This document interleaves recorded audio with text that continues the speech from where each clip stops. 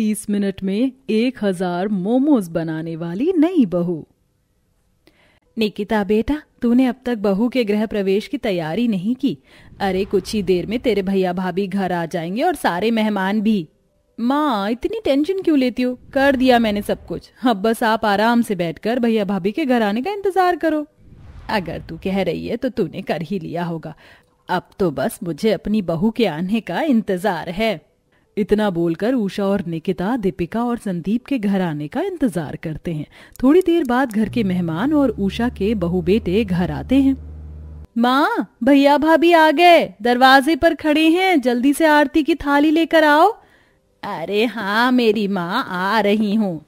भाभी, आपका हमारे घर में स्वागत है। आपको पता है हमारा पूरा परिवार कब से आपके आने का इंतजार कर रहा था, और देखो आखिर आप आ ही गई, और अब से आप भी हमारे घर का हिस्सा हैं। माफ करना बहू, आने में जरा समय लग गया।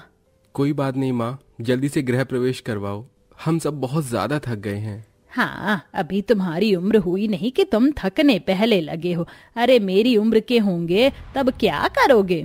बिल्कुल सही बोल रही है तेरी माँ।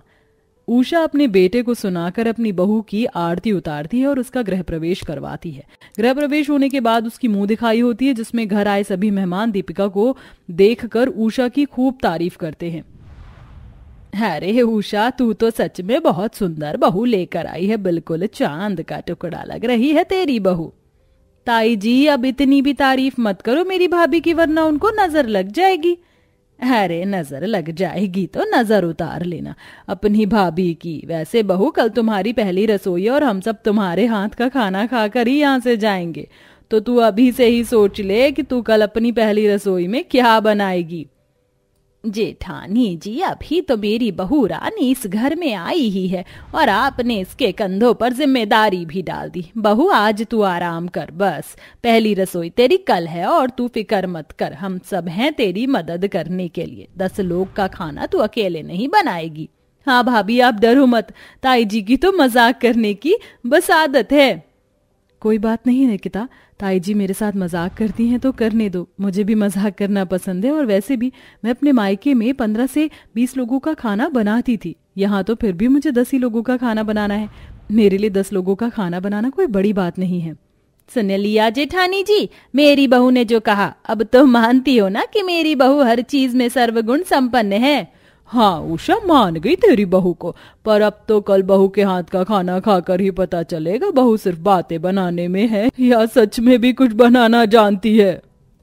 अब सभी की उम्मीद दीपिका पर थी और अगली सुबह होते ही दीपिका घर में सबसे पहले उठ जाती है, पर दीपिका की तबीयत ठीक न होने की वजह से वह सारी रात सही से सो नहीं पाई थी।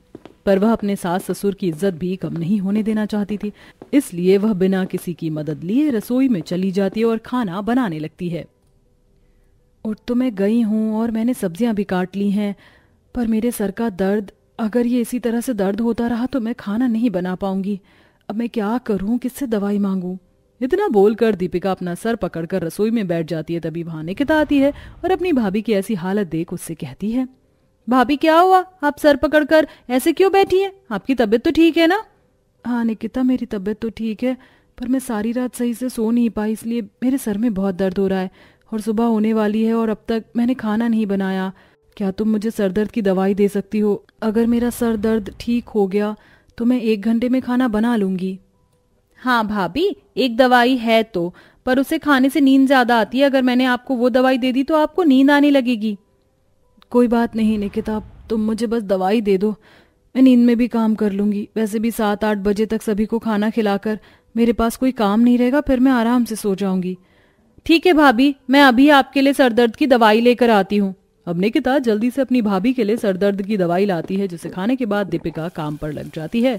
पर उस दवाई में इतना नशा होता है कि दीपिका सही से काम नहीं कर पाती और खाना गैस पर चढ़ाकर कुछ देर के लिए कुर्सी पर बैठकर स्लैब पर सर रखकर सो जाती है। इसी तरह आधा घंटा बीत जाता है और खाना जलने लगता है, और तभी वहां उषा और निकिता भागती हुई आती हैं और गैस बंद करके दीपिका से कहती हैं, बहू तू खाना गैस पर रखकर आराम से सो रही है, देख पूरा खाना जल गया। 7:30 बजे सब खाने के लिए आ जाएंगे, अब क्या खाना देगी? तू भूल गई थी क्या कि आज तेरी पहली रसोई है? क्या सारा खाना जल गया? माँ जी मुझे माफ करना, दवाई खाने के बाद मेरी आंख लग गई। माँ भाभी को मत डांटो, ये सब मेरी गलती है। मुझे भाभी को वो दवाई देनी ही नहीं चाहिए थी। पर भाभी अब आपके पास सिर्फ आधा घंटा बचा है, अब आप क्या करोगी? क्या? मेरे पास सिर्फ आधा घंटा बचा है? मुझे कुछ तो करना पड़ेगा माँ जी। निकिता आप दोनों बाहर जाओ और टेबल साफ कर दो, मैं आधे घंटे में कुछ अच्छा बना कर लाती हूँ। मेरा वादा है मेरी वजह से आप में से किसी को भी शर्मिंदा नहीं होना पड़ेगा। दीपिका के कहने पर निकिता और उषा बाहर चली जाती हैं तो वहीं दूसरी ओर आधे घंटे में दीपिका जल्दी से बहुत सारा मैदा गूंथती है और गैस पर पानी गर्म होने के लिए रख देती है और जल्दी जल्दी मोमोज बनाने लगती है और आधे घंटे में दीपिका 1000 मोमोज बनाकर तैयार कर देती है। अब सब खाने के लिए टेबल पर बैठकर खाने का इंतजार करते हैं और दीपिका सबके सामने मोमोज रखती है। अरे बहू, तुम खाने में इतने सारे मोमोज लेकर आई हो, पर खाना कहाँ है? बुआ जी, मेरी पहली रसोई के खाने में मैंने आप सबके लिए मोमोज ही बनाए हैं, आप सब एक बार खाकर तो देखिए। क्या खाने में मोमोज? आज से पहले हमने किसी भी बहू की ऐसी पहली रसोई नहीं देखी। ये तो सच में बहुत अलग है। पापा जी, एक बार खाकर तो देखिए ना। सिर्फ मेरी पहली रसोई बाकियों से अलग है, बल्कि इन मोमोज का टेस्ट भी काफी अलग है और आज आप लोगों के पास अनलिमिटेड मोमोज हैं। आप सब जितना खा सकते हैं खा लीजिए। भाभी ने इतने प्यार से बनाए हैं मोमोज, तो हम लोग खाना शुरू क्यों नहीं कर रहे? वैसे भी मुझे काफी दिन हो गए थे मोमोज खाए। मेरा तो वैसे ही काफी दिन से मोमोज खाने का मन कर रहा था और मैंने तो अपने दोस्तों के साथ प्लान भी बनाया था, पर अब मैं अपने दोस्तों के साथ मोमोज का प्लान कैंसिल कर रहा हूँ क्योंकि आज मेरे पास अनलिमिटेड मोमोज जो रखे हैं खाने के लिए। भाभी आप बेस्ट हो, आप कुछ भी कर सकती हो। इस तरह घर आए सभी मेहमान हंसी खुशी दीपिका के मोमोज खाते हैं और उसके मोमोज की काफी तारीफ करते हैं और उसे नेक देते हैं। सही कहते हैं लोग, समय के साथ सारी चीज बदल रही है। यहाँ तक कि अब बहुएं अपनी पहली रसोई में पूरी सब्जी खीर हलवा ना बनाकर मोमोज बनाकर खिला रही हैं। पर जो भी कहो, मोमोज सच में बहुत अच्छे हैं। वैसे मैं मोमोज खाती नहीं, पर आज पहली बार ऐसा हुआ है कि मैंने बिना गिनती के इतने सारे मोमोज खा लिए। बहू तू ये सोने के कड़े मेरी तरफ से रख ले। और बहू मेरी तरफ से ये ले शगुन। इस तरह घर आए सभी मेहमान एक एक करके दीपिका को उसकी पहली रसोई का नेक देते हैं और वहां से चले जाते हैं। जिसके बाद उषा अपनी बहू दीपिका से कहती है, बहू तूने आधे घंटे में 1000 मोमोज कैसे बना लिए और तेरे दिमाग में ये आइडिया आया कहाँ से? माँ जी, आप शायद भूल गई हैं, मेरे पापा मोमोज बेचने का ही काम करते हैं। उनके साथ बैठकर मैंने आधे घंटे में 1000 मोमोज से भी ज्यादा मोमोज बना रखे हैं। मेरे लिए 30 मिनट में 1000 मोमोज बनाना कोई बड़ी बात नहीं और मुझे माफ कर दीजिए, मेरी एक छोटी सी गलती की वजह से इतना सारा खाना जल गया। कोई बात नहीं बहू, छोटी मोटी गलतियां तो हर किसी से होती हैं। अच्छी बात तो यह है कि तूने आधे घंटे में भी 1000 मोमोज बनाकर घर आए मेहमानों को खुश कर दिया। मेरे घर से सारे मेहमान हंसी खुशी गए हैं। मैंने तो सोच लिया है अब मेरे घर में जब भी इतने सारे मेहमान आएंगे तो मैं तुझसे ही 30 मिनट 1000 मोमोज ही बनवा लूंगी। भाभी, मेरे दोस्तों ने अब तक आपको नहीं देखा है तो आप फिर से खुद को प्रिपेयर कर लो 30 मिनट में 1000 मोमोज बनाने के लिए, क्योंकि मेरे सभी दोस्तों को मोमोज बहुत पसंद है और वो सब आपको देखने के लिए अगले हफ्ते आ रहे हैं। हाँ निकिता, आराम से अपने दोस्तों को बुलाओ, मैं हमेशा रेडी रहूंगी 30 मिनट में 1000 मोमोज बनाने के लिए।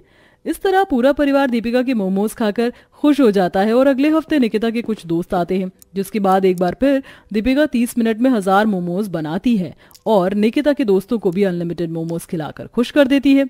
दोस्तों, आपको हमारी इस कहानी से क्या सीख मिलती है? क्या हमें हालातों से समझौता करना चाहिए या नहीं, जैसा कि हमारी कहानी की इस बहू ने किया? इतने कम समय में अनलिमिटेड मोमोज बनाकर अपने ससुराल वालों का मान बढ़ाया। तो दोस्तों, आपको क्या ज्यादा पसंद है, मोमोज या घर का खाना? हमें कमेंट बॉक्स में कमेंट करके जरूर बताएं।